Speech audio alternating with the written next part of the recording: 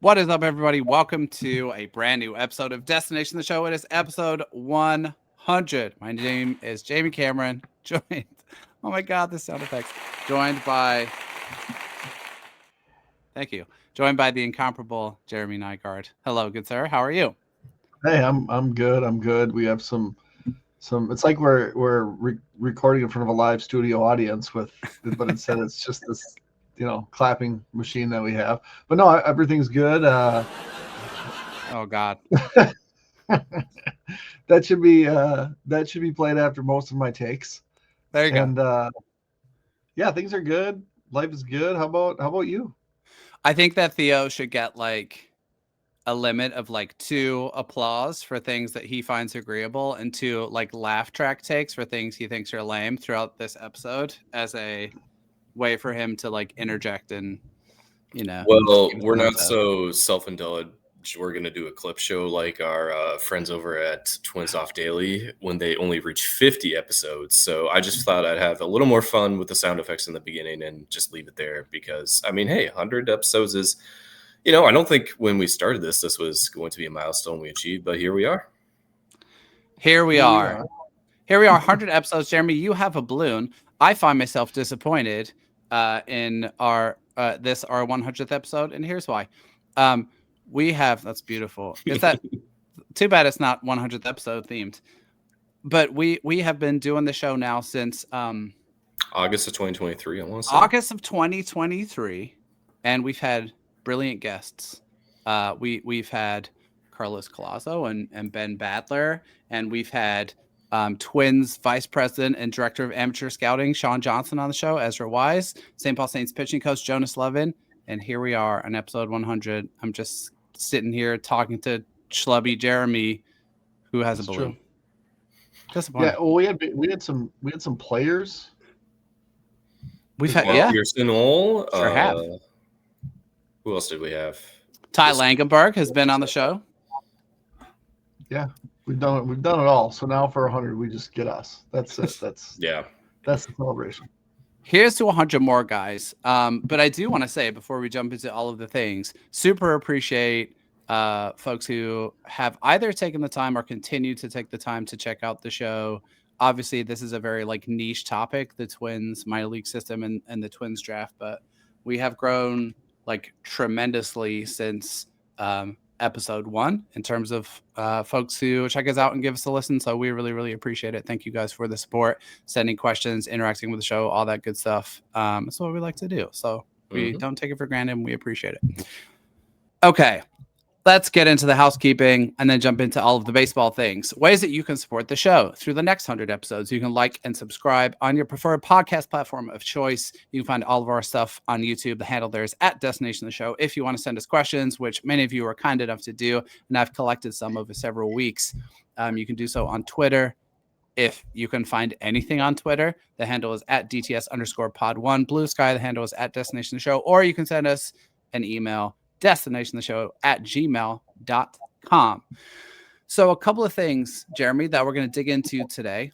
Well, let's talk about Derek Shelton first. Derek Shelton officially announced and introduced as the 15th manager of the Minnesota Twins. Did you happen to catch any of his introductory presser? And if so, do you have any takes and or thoughts you would like to share with the good people? So I saw the pictures of him landing. I was confused as to whether he brought 3 daughters along or which one his wife was. No idea. Um, I think I came to the conclusion that in the one picture, the one to the right was his wife. Okay. The next day, then the press conference was at like 1, I think. I was busy. I didn't realize that it was at 1 until it was like 3, and by then my timeline was taken up with the takes.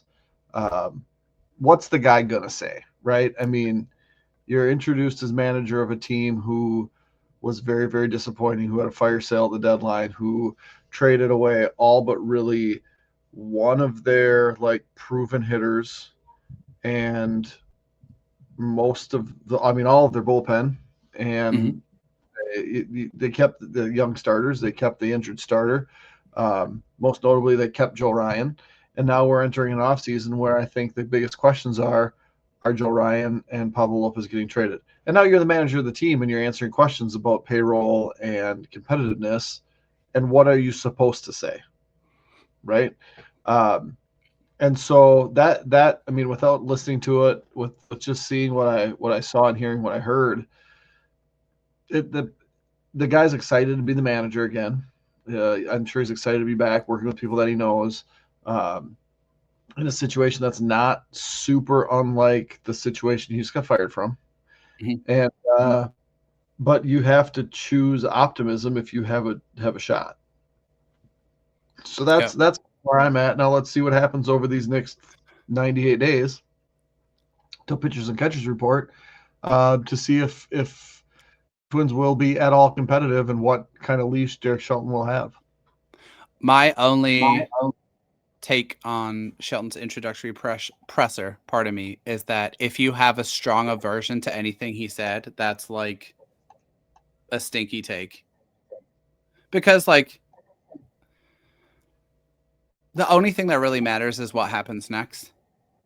Right? Like what and I actually think like the Twins are set up, in my opinion, for one of the most interesting off seasons in recent years. That doesn't mean that the on-field product in 2026 is going to be good. I think we're probably all leaning towards it's going to be pretty bad. But there's storylines here that I think are really compelling. New minority owners. Who are those people? Payroll. We think it's going down, but we don't know to what extent. That's kind of interesting. Are Joe Ryan and Pablo Lopez going to be on the roster next year? How on earth will they build a bullpen out of the smoldering ashes of what's left from last year? The rotation, there's kind of 5 guys who you might call like quad A, but really talented arms that could be like 3-win pitchers. Like who's gonna start out in the rotation? How and who do you trust out of the line? Like there's so many interesting and compelling things I think about this offseason. And yeah, I just saw a lot of people getting worked up about the presser. And I get it because I think that's mostly frustration about a lack of transparency from the front office and ownership combined with frustration about the general state of play on the field in 2026. Do you think that's a fair For sure. reaction to where people's, feelings are coming from? Yeah, because it was super frustrating, and you try to be loyal to a franchise, and that ownership just kind of seems to screw you out of your fandom, right? And and it's unfortunate, but I think that's kind of the sad reality to where we're sitting. But yeah, I think you're 100% right when you say where and what happens next is very, very interesting, because this could go in a lot of directions. I think we probably have an opinion about what we think is going to happen. Yep. But as far as what payroll is going to be, we don't know. Yep. Yeah, I was at the presser yesterday, and we had a side session with Falvey after the main introduction and Q&A session, and there were still unclear answers on what we can even expect with payroll, what's changing, what isn't changing, who these limited partners are. And then Lavelle, who was also there, just had an column published earlier this afternoon with some direct quotes from Joe Pohlad. I think he was able to snag him just for a one-on-one while the rest of us were doing our side session interviews with Shelton and Falvey. And Pohlad kind of just indicated in this article that he would kick himself if he revealed who these potential limited partners are before the year is over. So I think it's going to be a very long, boring couple of months to end out the 2025 calendar for Minnesota Twins roster action. I think one of the more exciting things we're definitely going to see in the next couple of months is probably who gets added and protected from the Rule 5 draft. And there is some excitement there, and that's definitely part of the future episode. But I think that's kind of what we have to look for. If you remember 2 off seasons ago, I think Josh Stamma was like the only guy they signed who was on the major league roster before the new year. So I think that's kind of the expectations of what we're going to have moving forward now that the manager is secured. Good times, Theo. way to put a dampener on what I was already feeling sad about. Well, let's see. Can I get the right sound effect for the? Oh no, we're not going to do that one. I We don't need want the to test sad that one on the trombone live. sound effect as well for every time Well, we have there's to a talk about payroll. screaming man sound effect, and I don't want to test that one here. That's one we'll test before we go live and recording next time. Right on.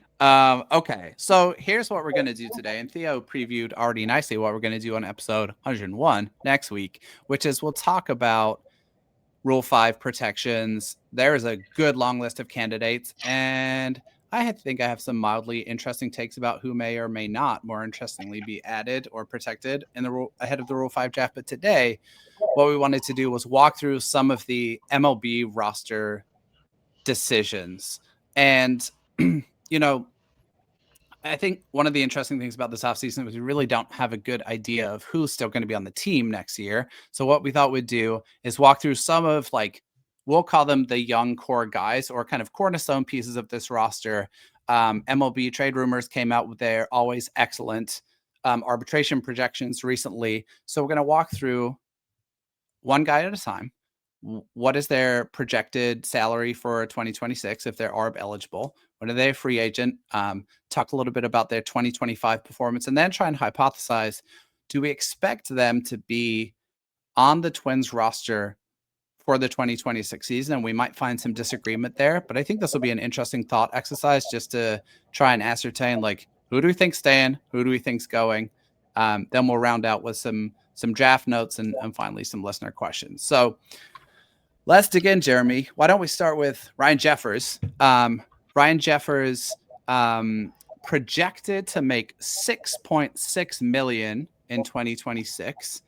He's a free agent in 2027. He was worth, and this surprised me a touch when I look back, 2.1 WAR in 2025. In fact, he's combined for 6 WAR over the past 3 seasons, a 113 WRC plus. Certainly, if teams were interested, he would absolutely be one of the more appealing, high-quality options in a very thin catcher market. What do you make of Jeffers 2025? What do you think the chances are he's on the roster coming into spring next year? I mean, I feel like they're pretty high because he is the only catcher. I mean, there's, I believe, 2 catchers on the 40-man, but really the only one of note that can be a major league catcher. I think he does have value around the league. So if the Twins want to go full sell, that, like you said, there would be interesting parties. I think when you kind of stack anything up, it's like how would this player fit on a pennant contending team, right?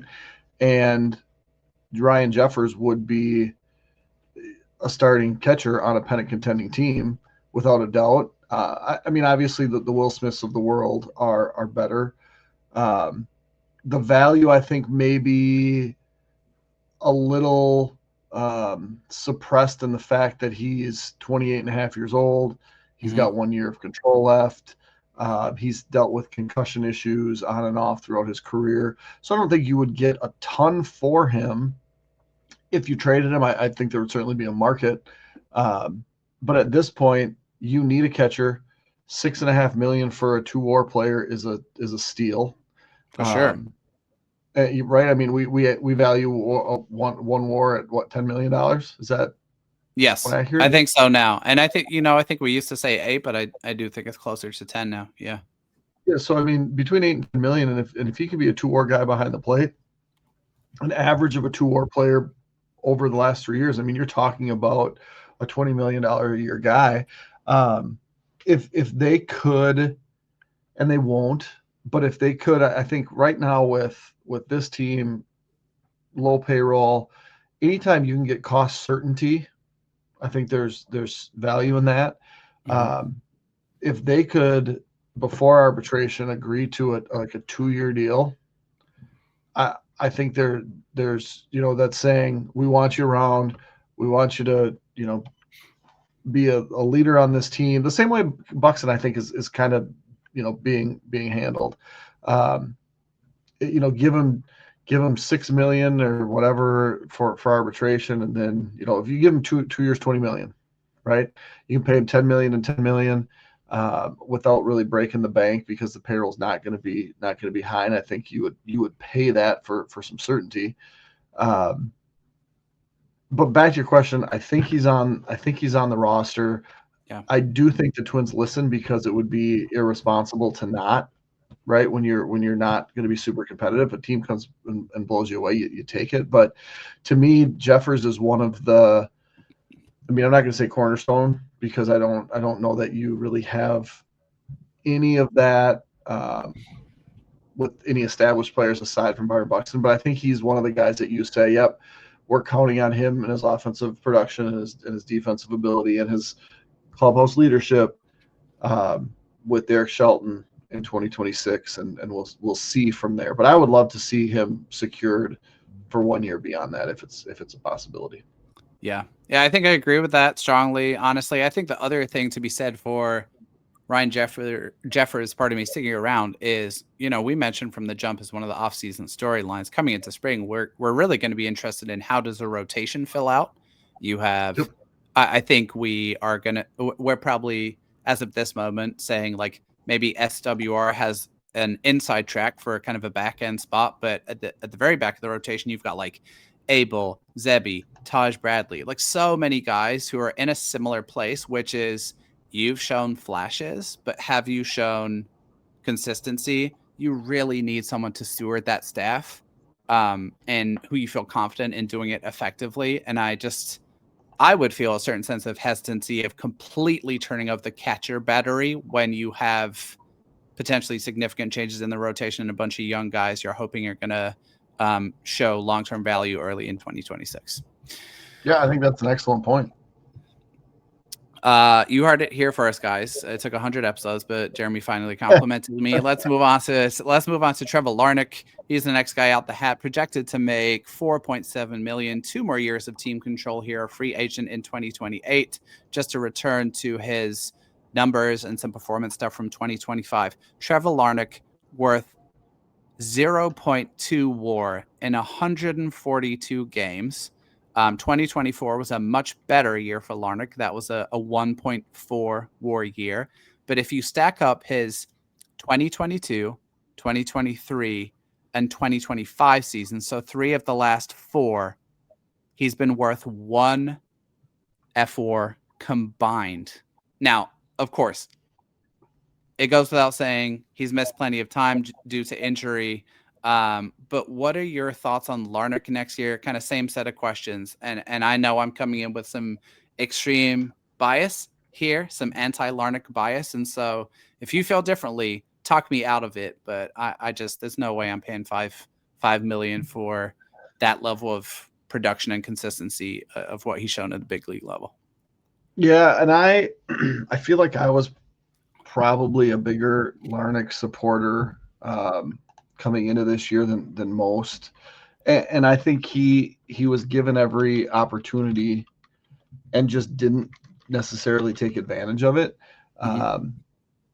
He doesn't fit in the outfield, and you could get either cheap at bats from a variety of young players in the DH position, or you can invest an insignificant amount of money in the baseball realm anyway to get a DH. And so, $5 million is not insignificant to folks like you and I, but to a below average defensive outfielder with an average bat who shows flashes, I don't know that it's worth it. And I think when you have the Emmanuel Rodriguez's of the world, the Walker Jenkins of the world coming up, you have Mendez, you have Rodin, you have Fedko, Gabby Gonzalez, dare I say? Yeah. So I feel like in a year where you're going to rebuild, it just doesn't make sense to take those what will be developmental at the major league level at bats from those younger guys to give to a guy that you just, again, going back to it, don't view as a regular on a pennant chase team. And I don't think it was a failed draft pick that they, when they drafted him. I think that the ceiling was always kind of limited, and it just kind of ran its course. For everything I've heard, he's a stand-up dude, good teammate. He's just not. He doesn't fit on this baseball team. And if Max Kepler, after all he did as a Twin, which I would say was significantly better than Trevor Larnach, has a hard time getting regular at bats, hitting free agency. I don't see how Larnach fits. I mean, does he get a major league deal? That's a good question. And here's my thing. I think Larnach is a litmus test for me for how the Twins are really approaching roster building moving forwards. Like, we've heard a lot of fundamentals chat and like speed chat in the past couple of days, and we saw them lean into that more at the end of last year. And like, there's certain moves they made, like Rodon is a hit over power, more defensively capable and faster version of Larnach. To me, he's the more roster suitable Trevor Larnach replacement who they already got. And so if they keep Larnach, that makes me question the messaging of like, we want to get more athletic, we want to get faster, we want to get more defensively capable. If they move on, even if it doesn't work out right away and they don't have a ready-made replacement, I think that makes a lot of sense given how they've communicated that they want to move. Before we move off Larnach, so I think he is a lot of people's easy go-to for a non-tender candidate with what's up here. I, however, think it's not going to be the biggest return in a trade, but I think if you just look at his numbers, I think he could probably get a half step up of what that Nick Gordon, Stephen Okert trade was. I think that's your best case scenario, that bullpen needs someone. Hopefully you get someone who has a better outcome with this team than Stephen Okert did, but I think he can get that return, and you should probably just keep him to try to get that. And someone who's probably like $1 million, maybe $2 million fewer than him to fill a bullpen spot that is absolutely desperately needed. So that's what I think they should do with him. I know for a fact he's probably not going to be on the team in 2026. So why not net whatever return you can get, even if it's still, not ideal. Yeah. And definitely get on board with that. And I think that's a good, let's make sure we don't evaluate the moves until the offseason is all the way done deal. Mm-hmm. Jeremy, sorry, I cut across you. Yeah. And I think the other thing too is we've seen in the past, kind of controversial, not necessarily Minnesota, but arbitration agreements are not guaranteed contracts. No. And so they pay out, they're guaranteed for so much after so long, and then for so much after like 90 days, and then so much when the season starts. Mm-hmm. But it was just the Giants and a third baseman a couple years ago, or the A's. I don't remember.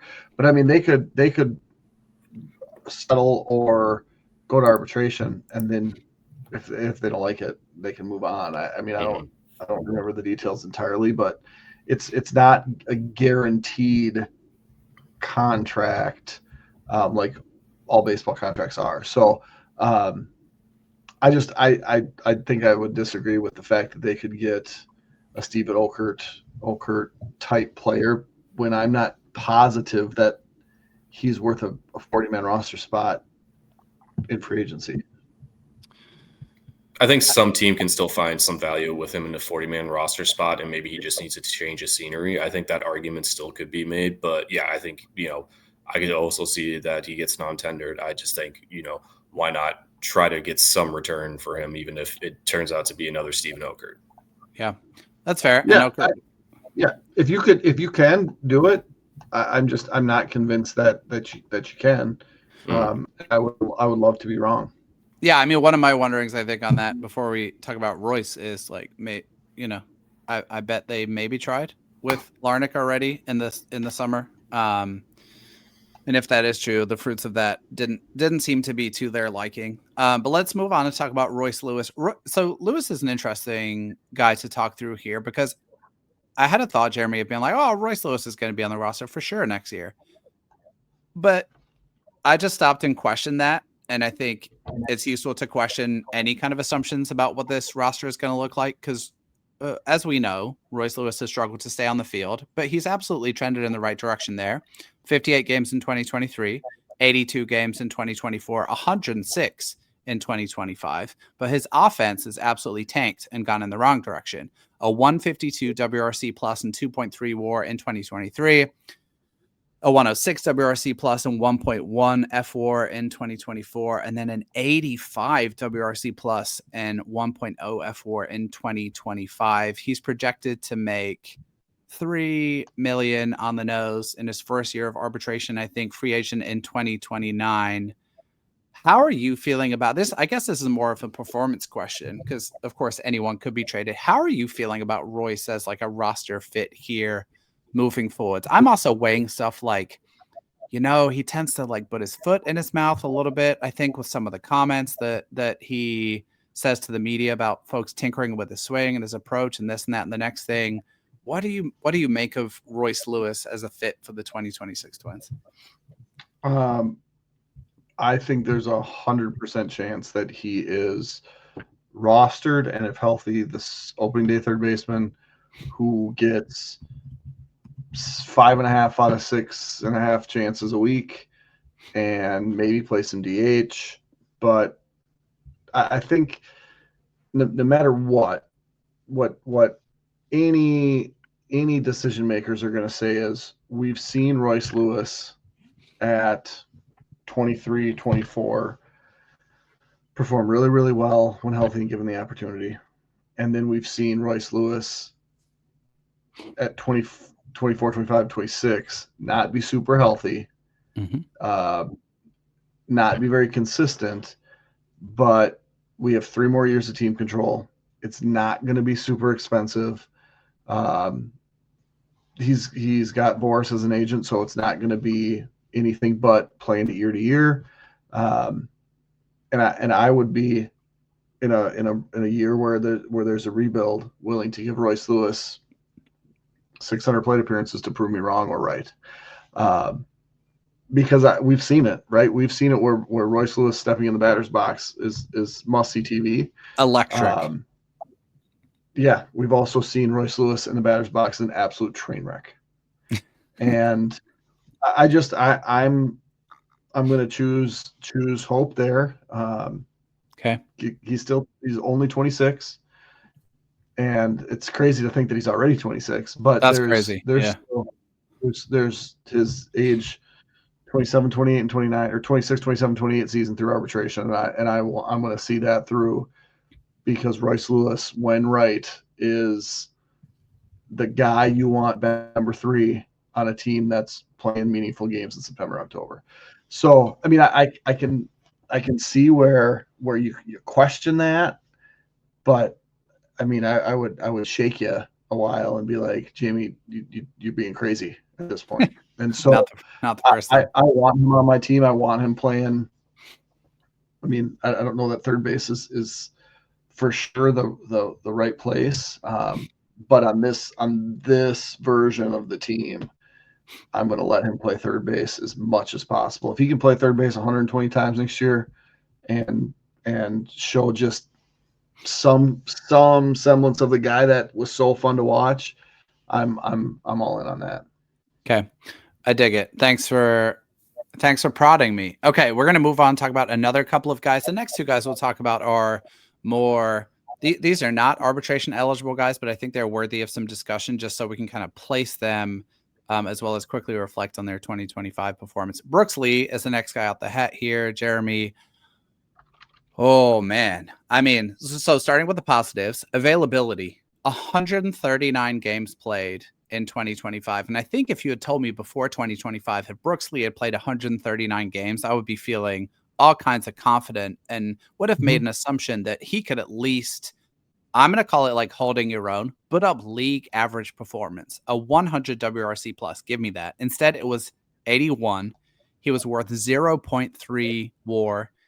He was actually pretty much, by most measures, a league average defensive shortstop, which I think is maybe a little bit of a surprise, but he looked solid there. The offense was atrocious. 5.9% walk rate, a WOBA of 286, on base percentage of 285. I mean, it's just absolutely not good enough to keep a major league job long term. But I think we're probably in lockstep about Brooks Lee that, like, you got the starting shortstop job in 2026. Kalen Culpepper's probably going to start at AAA next year. And you're on the hot seat when he starts banging down the door. Is that your assessment of Brooks Lee too? And I guess, like, also, have you been surprised by how tough the sledding has been for him offensively in the majors? Yes, I 100% agree that he's day one shortstop, his job to lose. Yeah, the hitting has come as a surprise because I think that was kind of the calling card. When he fell into the Twins' laps, I think anybody that followed that draft was just We're so excited, beside themselves, excited, right? And it's been disappointing. I do think, again, the guy's 24, right? It's been weird because he's come into seasons with back issues, leg issues. How healthy is he actually? Because he doesn't move like a 24-year-old, right? He moves like us, Jeremy. He moves like a 42-year-old. But again, I'm not thinking like what do I have to do to win to compete in the AL Central next year? I don't have that mindset that I think that the front office is thinking that. And if that's the case, it's like, can we be, if things turn out really well with the guys that we're going to back, Brooks Lee being one of them, Royce Lewis being one of them, like if things are a decent, we talk about 80th percentile. If these guys play at that, like, there's a chance that this team can be competitive. And I'd be willing to, especially with team control and with him, it's he's a 1+ player right now, so he won't even be arbitration eligible after a full season next year. These are things that I'm willing to 100%. wait and see and pay him. I mean, he'll make less than $800,000 next year, and why wouldn't I roll the dice on a first-round pick with a pedigree of getting things done as a college player, fast through the minor leagues, played well. We've just seen these back issues flare up. This year, you said, what, 129 games? 139 games? 139 games. 139 games. I'm going to give him that Another 139 opportunity because he's never come into the season as the undisputed starter, right? And if he comes in, I almost think that can help with the confidence, where you're going to be, you're going to be penciled in there every day. You're not going to have to be an offensive catalyst. I would guess, 6, 7, 8, somewhere in that spot with being a switch hitter. I think there's value there. And like you said, Kalen Culpepper, when he's ready to kick the door in, if Brooks Lee's not getting it done, becomes that guy. And that's a great setup for any major league player to know, hey, I've got a job as long as I can do my job. But if I can't, there's this guy behind me. Because I think that you'll work out, it'll be okay mentally, and I think the mental part of baseball is huge. But there's also that competition that will continue to push him. So yeah, he's another guy that I'm not saying this is a pennant chasing team, but for what we expect in 2026, I'm more than okay him being the everyday shortstop. Brooks Lee's 2026 in one stat for me is his chase rate. What does his chase rate look like? Last year it was 32%.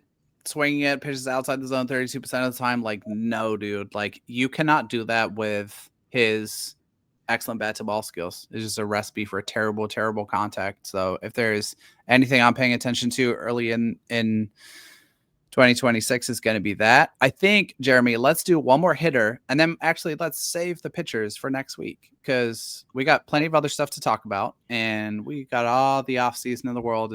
Theo pointed to. It's Sure do. we got a long slog ahead. Let's talk about Matt Wallner. Yeah, let's pace ourselves. We got so much stuff we can fill in so many episodes.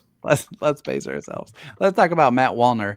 My question for you, Jeremy, before I read off some of his numbers, is why does everyone hate Matt Wallner? He is going to be making the minimum next year, free agent in 2030.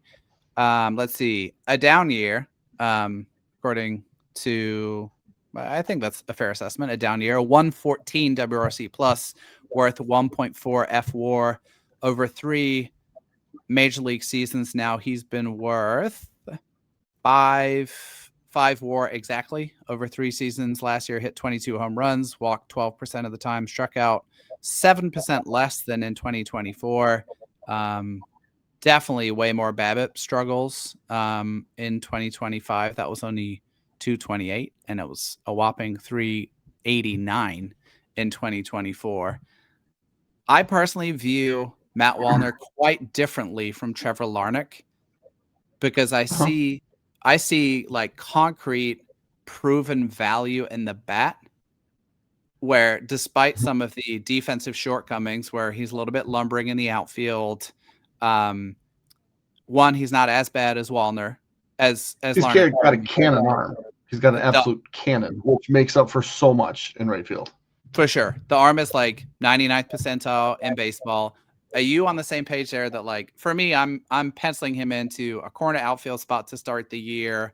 He's been one of the more reliable power bats in a team that struggled in that department in the last year and a half. Yeah, 100%. So did you reference his BABIP? Was that? Yeah. And it was way down this year.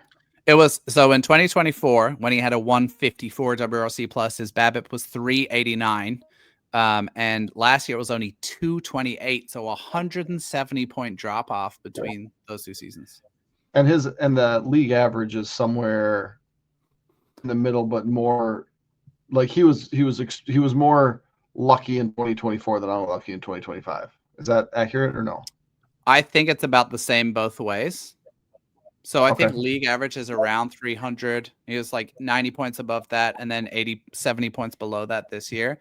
And like, we can get into the like guys who hit the ball harder are likely to have a higher BABIP, blah, blah, blah, blah, blah. I think it's fairly accepted that Matt Wallner has some holes in his swing, fastballs up, or a real challenge for him. And I'll be really interested to see. But even if that was 250 next year, I feel like we'd feel really solid about what the offensive production might look like.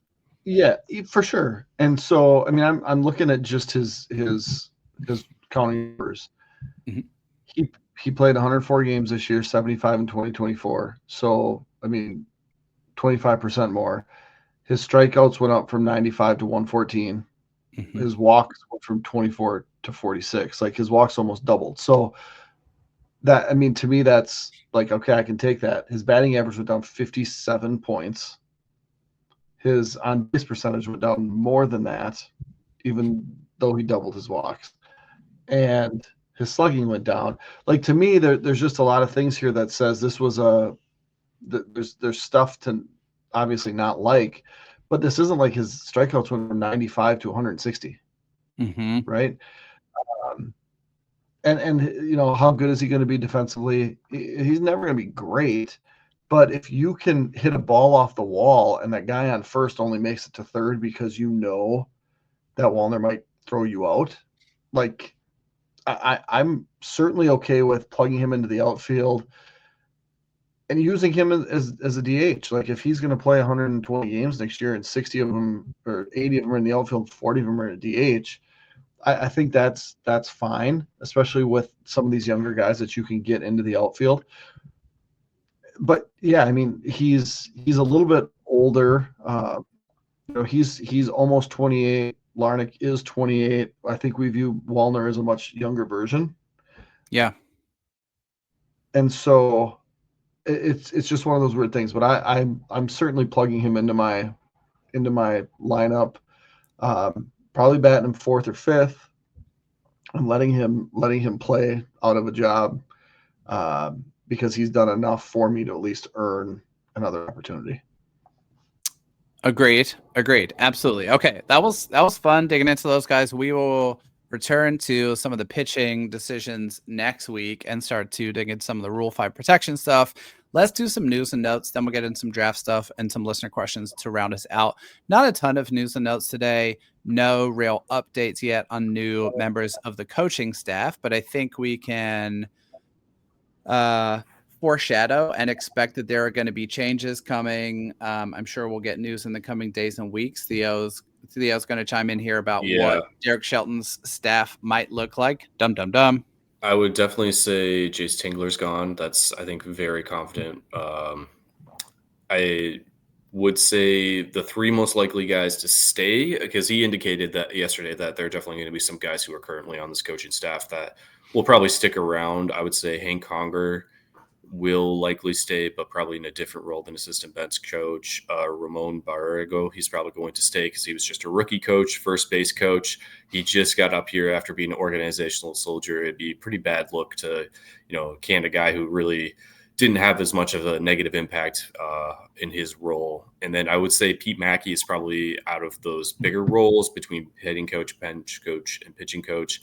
I think he's the most likely in those types of roles to stay just because he's established such a good track record with this starting pitching and bullpen. And he's going to have a project on his hands to find, new guys to fill this bullpen and see who works out best in these new positions. Outside candidates, no idea at this point. I know there was a lot of news on coaching staff changes throughout Major League Baseball today. I know Jeremy Hefner, former Twins pitching coach, is now moving from New York to Atlanta, along with one of their other coaches there from the Mets. And then who was it? Former Twins assistant hitting coach is now in Chicago. Corbin Day.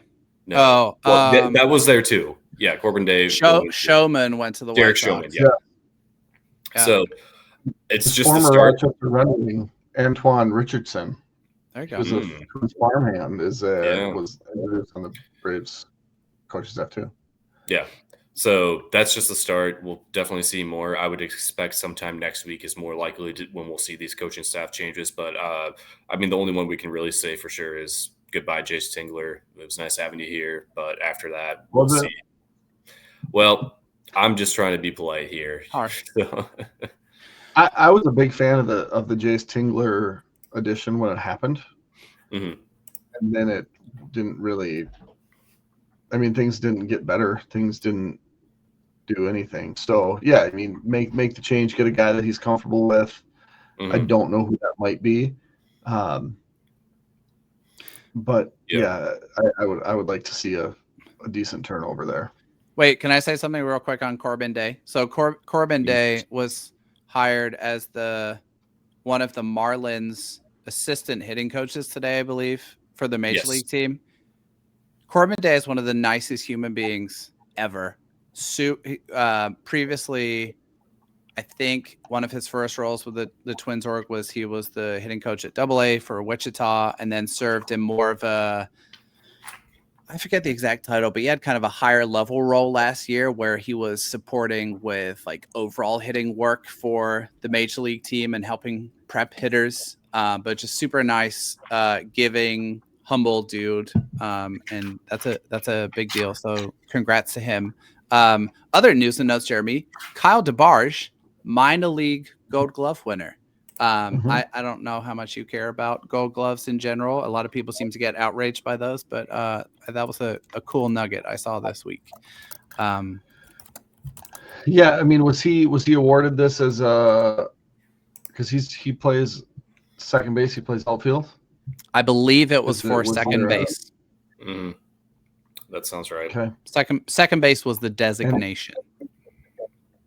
And Kyle DeBarge of the, let me get these stats correct because they sound goofy, of the 66 stolen bases for the Cedar Rapids Colonels this year.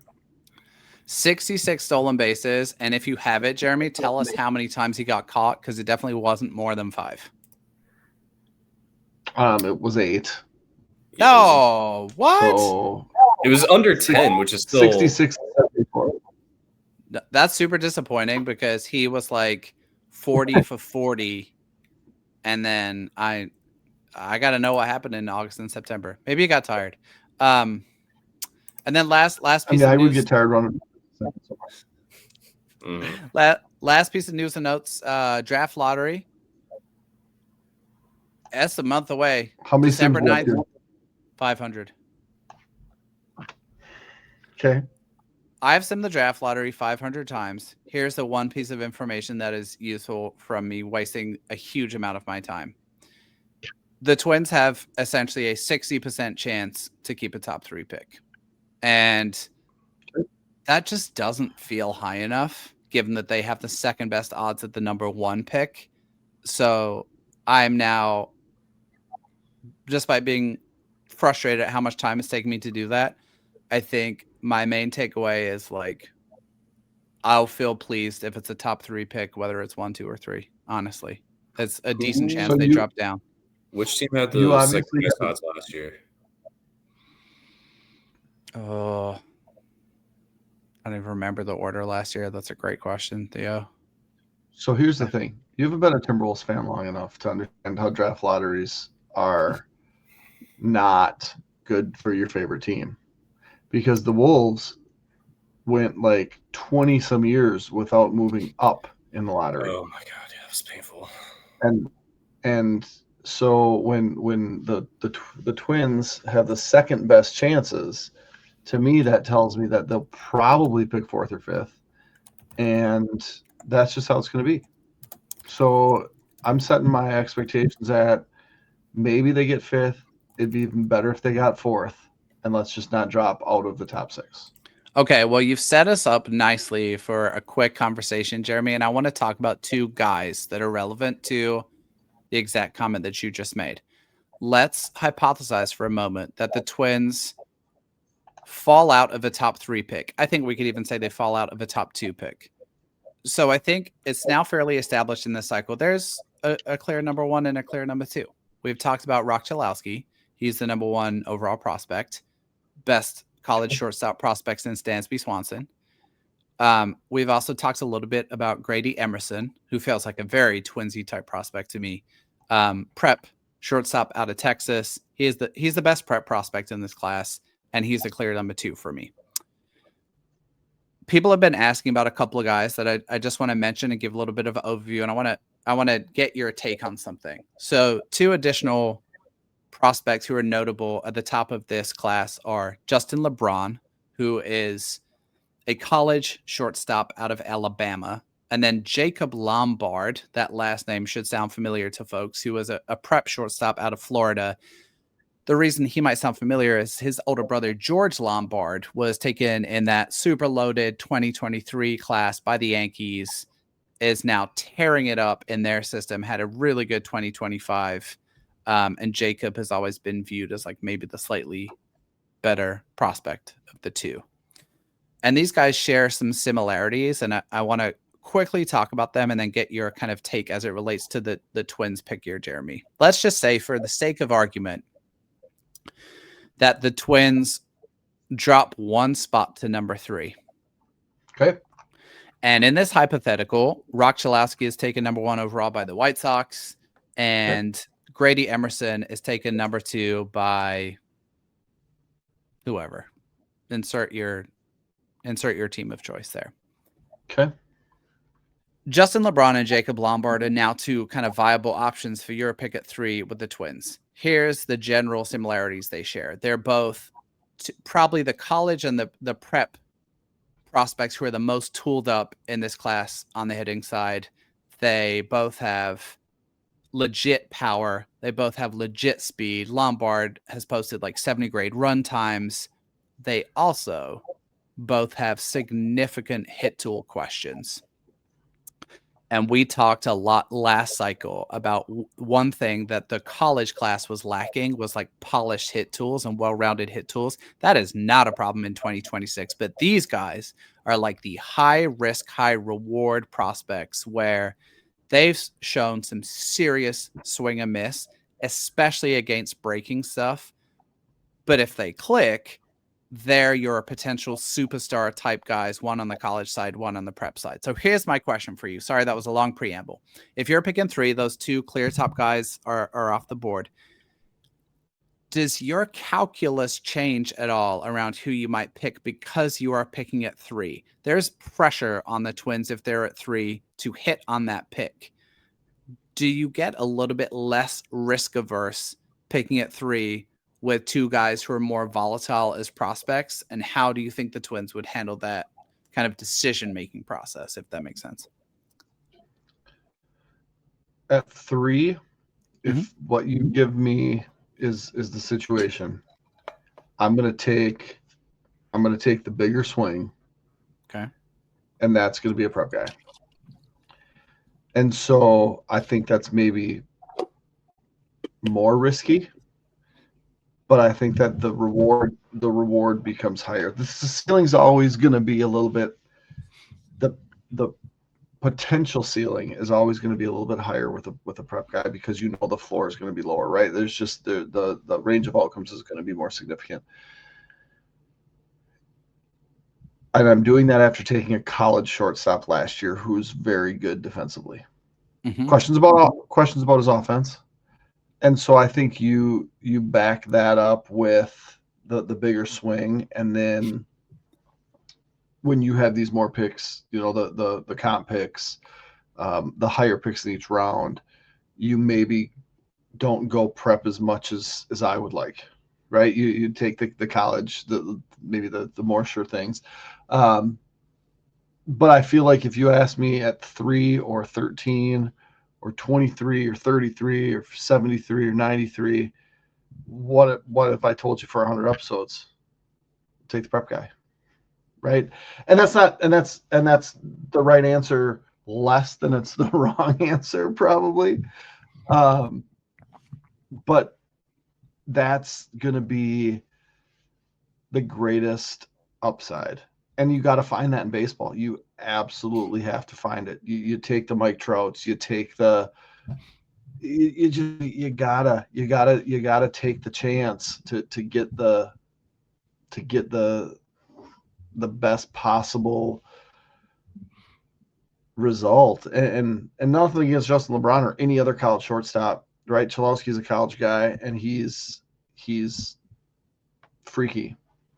But if you're giving me the option between those two at number 3, I'm going to take the prep shortstop.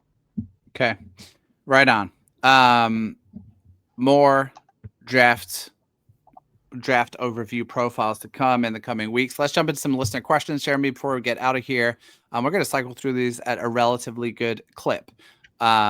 Max on Blue Sky asks, a year ago, you guys hypothesized, this is awesome. Someone's referencing something we said a year ago.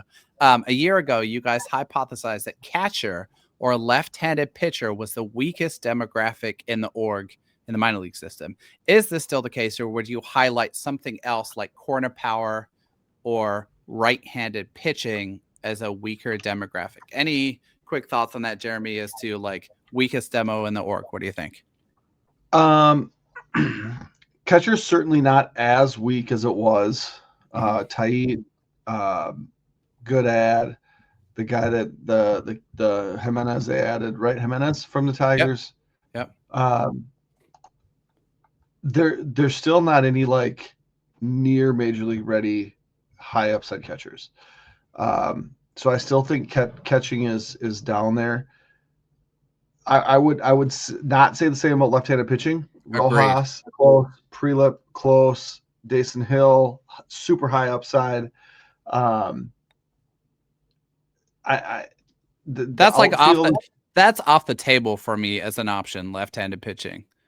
Yeah, three of your top 10 prospects are now left-handed pitchers. Right. Outfield, there's high upside, close. There's depth. But really, I mean, what are we talking about? We're talking about outfield. We're talking about shortstop, right? You never talk about first base because shortstops become third baseman or second baseman. So you talk about outfield, you talk about shortstop, you talk about catching, you talk about left-handed, right-handed pitching. I have a take. I would love to hear it. What respond to this? I think right-handed pitching you can make a strong argument for. And here's why. There's a bunch of guys at the top of the system who we're like coming into 2025, like Andrew Mars, Good chance he makes his debut. Who am I thinking of? Marco Raya. Good chance he makes his MLB debut this year. If Corey you, Lewis. if you make a list of your Twins top 20 right now, I think the only the only guys who are candidates to be in the top 10, in my opinion, are Charlie Soto, who basically missed all of 2025, and Riley Quick, who's never thrown a professional pitch. Now, we could get 6 months into 2026, and you could suddenly come at me and say, hey, Riley Quick, James Elwang, and Matt Barr are all absolutely shoving and have all made it to Cedar Rapids already. Let's revisit this. But I think you can make a strong argument that, like, upside-wise, right-handed pitcher is an area where things haven't gone as smoothly since the rapid ascent of that 2022 cluster of college guys in the last 2 years. What say you? Yeah, you're not wrong. But are we talking? If we're talking prospect lists, I think you're right on. If we want to talk about organizational stuff, because we're taking out 23-year-old Marco Raya. Well, he's still prospect. We're taking out 24-year-old Mick Abel. We're taking out 24-year-old Tosh Bradley. We're taking out 25-year-old Sim Rose Richardson. We're taking out 25-year-old David Festa. Like all of the pitchers, 25-year-old Zebby Matthews, all of these pitchers are right-handed, right? So if you keep Pablo and you keep Joe Ryan and you keep Bailey over, right? Your 1, 2, 3 are right-handed pitchers under team control. Zebby Matthews has 4 more years of team control. Similar, like there's depth there. There's just not the high prospect depth, but those guys could emerge really quickly. You are 100% correct. Right-handed pitching, though, in the year of 2025 minor leagues was a giant disappointment. Okay, let's move on. A couple of questions here from Kyle, and then also one from Wyatt that kind of dovetail together nicely. He said, how is Yandro Hernandez doing? He names this as a Cuban teenage position player the Twins and Kevin Goldstein were excited about snagging. I'll give an update on him in a minute. Kyle goes on to ask, when can we expect to see some fruits from the Roman Barinas / Kevin Goldstein era, which I think is a really difficult question to answer. Kevin Goldstein would be like a dream guest for me on this show. Wyatt also asks, just how challenging is it to project how international signees are going to do? So let's start with Yandro Hernandez. I'll give a quick update on him. And then, Jeremy, I'm coming to you for the fruits of the Barinas and Goldstein era, because I think that's hard. So I'm banana on you. So Yandro Hernandez has played now 2 seasons, 1 in the DSL, 1 in the complex league. He's done well. He played in the DSL as a 19-year-old, a 117 WRC plus. He hit 293, 365, 440, just 1 home run, but 8 stolen bases. Struck out 27% of the time. That's pretty common. Basically didn't walk at all in the DSL. Here's the thing I think is exciting. He played in the complex league last year as a 20-year-old. His walk rate went from 6% to 18%. He basically had an identical WRC plus 115, but he just got on base a ton, showed a little bit more power, same combo of speed.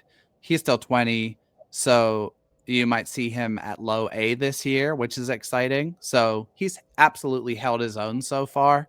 More to come on him. Jeremy, this question that Kyle asks, I've really struggled to grapple with, because we know that so many of these deals made with international signees are made years and years and years in advance. And so how do we separate the previous regime from the current one? And when is it fair to kind of assess or criticize what I think overall the perception has been a little bit of a challenging run for the Twins org in matriculating Dominican and Venezuelan talent up their system into the upper levels, even, let alone the majors. What do you think?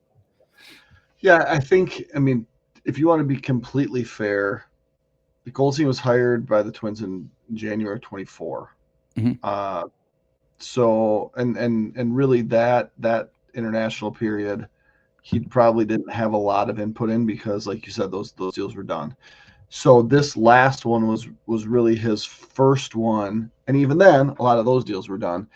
I think the part where you can start judging fairly or unfairly is when these guys that you're signing are getting to the low A's, and we lost focus. The low A's and the high A ranks. And so you're probably looking at years 3 and 4 to get your first idea of, did you unearth some gems, or did you miss on your big signings, right? That's kind of the spectrum I think that you have to view this through. Like, did you hit on someone that we didn't expect you to hit on? Did you miss on someone that we didn't expect you to miss on? And even then, like, that's not uncommon. Mm-hmm. So I think you that third and that fourth year, you can kind of start to look at it.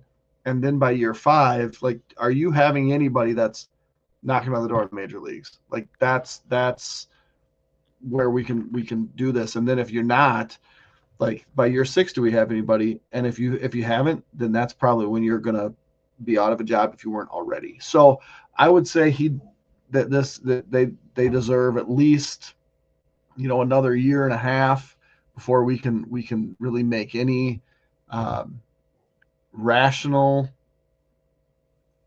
opinions about this. But it just takes so long because these are 16-year-olds, and the best ones will make it, at 19 and 20.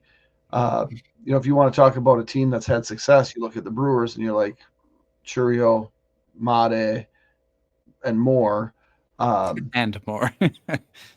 So I think that's when you're like, man, these guys are doing it, but it's really hard to accurately say they're not. And even then, like, the scouts, like, how convicted are your scouts on these guys? I think it's kind of the idea, like in Goldstein's bio, it talks about data, video, other technologies to modernize the department's processes. Yep. And so that's something that is going to stick around even past when he's gone. So I think when you modernize things, you want to give guys the benefit of the doubt, and so maybe he buys himself some extra time. But Kevin Goldstein came in with a very, very good reputation. 100%. So then you give him maybe some more time, but it's certainly too early to judge. If you start seeing international signings from these last couple of years making their way into low A and high A this year, I think that's what we want to see. Great answer, Jeremy. We'll do 2 more quick hitters here, and then we're going to save 3 of these questions for next week because there's so many good ones. Really appreciate you guys sending them in. A quick one we can answer real fast here. Wyatt says, do we have any comp picks this year? Yes, we do. Rotating comp pick for the Twins every year. This year it will be in comp round B. Friendly reminder to you all. The Twins had a comp round A pick last year. They used that pick on Riley Quick. That was in the 30s. This one will be in like the 60s somewhere. It'll have a slot value of somewhere between $1 and $1.5 million, depending on where the chips fall there. So that will provide a nice little boost to the bonus pool. And this last one, Jeremy, I thought this was a great question. And I would love to get on a guest who can talk us through this more, because I think this is really fascinating. Jeff on Blue Sky says, what are your thoughts on prospects playing multiple positions rather than focusing on one? For example, Brandon Winokur, shortstop, center field; Kyle DeBarge, shortstop, second base, outfield, whatever, etc. Does that variety help their fielding development when they finally focus on one? Does it add value internally and or externally? What do you think of that question from Jeff? So I think it's a good question because I think you can view it through a few different lenses. So Brandon Winokur playing shortstop is an opportunity for Brandon Winokur to get more reps than if Brandon Winokur was playing third base, right? Shortstop's more difficult. It requires more range. It requires going right to left, or left to right. Like, there's just it's harder. Does anybody truly believe that Brandon Winokur is going to play shortstop at the big league level? No. Brandon Winokur playing center field. You got to chase balls to the right. You got to chase balls to the left. You have 2 different guys to communicate with. You don't have a wall to run into. I think those are important things for development. You get more opportunities in center field because if the ball's between 2 outfielders, the center fielder gets to get it. So all of those things like when you take all that in, does the variety help their fielding development when they finally focus on one? Yeah, because you got more opportunities in game, you got more game reps. If you then, or while developing, are good at multiple positions, an infield position and an outfield position, 100% does that add value internally and externally, right? The Ben Zobrist of the world, where you're like, you know what? We can plug him in our lineup, and then we can make a lineup around him, and then we can put him in a defensive position at the end. Yeah, that adds value to your lineup because you get better batters in, because you could say, okay, who's our better option? Our backup, right fielder or left fielder, or our backup third baseman or second baseman or first baseman. Like what makes this team better right now? And then the flexibility when you're making in-game decisions. But I think you have to be an above average defender or greater, right? If you're an average defender at third base and an average defender at right field, like you don't add a ton of value. Willie Castro being really, really good in a couple positions was nice. Was his value significantly higher because of it? That's debatable, right? And so you to be that guy, you have to be exceptional. Like watching what's his face, Dalton Varsho for the Blue Jays. Like came up as a catcher and won a Gold Glove in center field. Yep. Like that's unbelievable. And could he go back and catch? I'm sure if they wanted him to, but when he has so much value in one spot, you're just not going to take advantage of that ability to play multiple positions. So long story short, I think it's, if you have a top prospect and you can do more to develop him defensively, you do it, and that involves playing multiple positions. Love it. Great. You're on fire with the answers today, dude. Okay, we're going to save 3 questions for next week. We've got a question about prospect crushes as trade targets for other teams. We'll come back to what's going on with Billy Amick, who was having a rough go of it in the AFL at the moment, and then a minor league free agent the Twins will re-sign. That's a jaded fans question. Those are fun questions. Those are fun questions. We'll come back to all of those. Super appreciate you guys taking the time to send them in. Thank you guys for sticking with us for 100 episodes. Here's to the next 100. We will be back next week. We'll dig into the pitchers. We might touch on some Rule 5 stuff. We'll definitely do some more draft stuff with the draft lottery approaching, and we will come back to more listener questions. We super appreciate the time and the support. Until next week, catch you guys later.